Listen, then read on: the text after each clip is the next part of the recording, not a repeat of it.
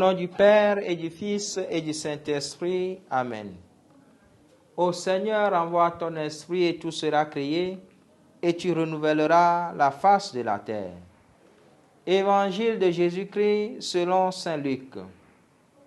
En ce temps-là, Jésus sortit et remarqua un publicain, c'est-à-dire un collecteur d'impôts, du nom de Lévi, assis au bureau des impôts.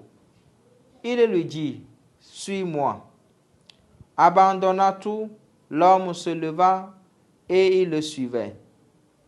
Lévi donna pour Jésus une grande réception dans sa maison.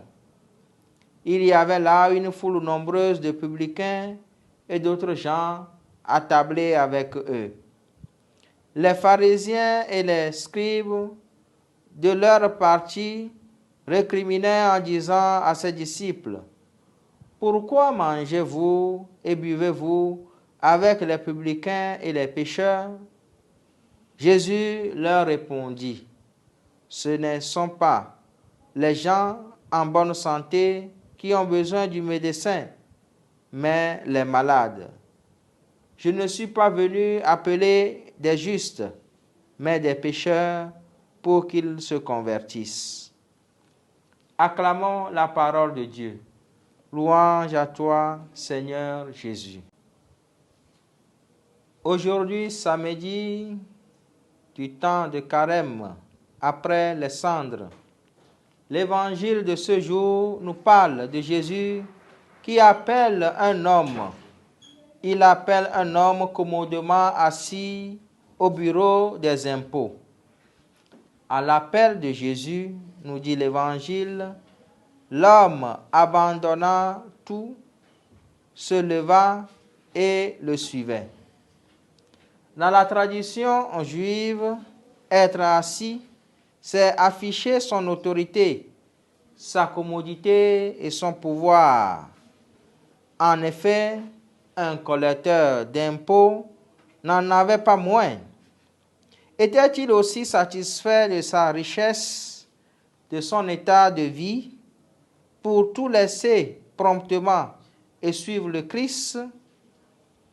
Il me semble, pour ma part, que Lévi avait perçu, dans l'appel de Jésus, une invitation à une vie meilleure, une vie heureuse, une vie dont la joie est sans mesure.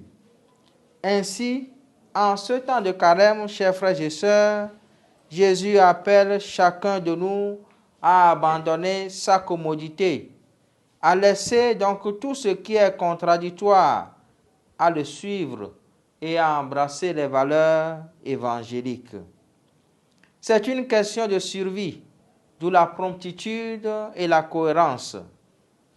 Celui qui, en effet, est malade et qui souffre doit être conséquent avec lui-même et répondre à l'appel de celui qui peut bien lui accorder la guérison. En ce temps de carême, soyons miséricordieux envers nous-mêmes et saisissons les opportunités de conversion que le Seigneur nous offre. Car, il nous le répète, ce ne sont pas les gens en bonne santé qui ont besoin du médecin, mais les malades. Je ne suis pas venu appeler des justes, mais des pécheurs pour qu'ils se convertissent. Mon frère, ma sœur, si tu es guéri par Jésus, si tu as eu part à sa guérison, accompagne alors en ce temps de carême les personnes qui ont besoin de sa guérison, qui sont dans ce processus de guérison, et ne sois pas un frein à leur conversion. Qu'il en soit ainsi pour nous, maintenant et pour les siècles des siècles. Amen.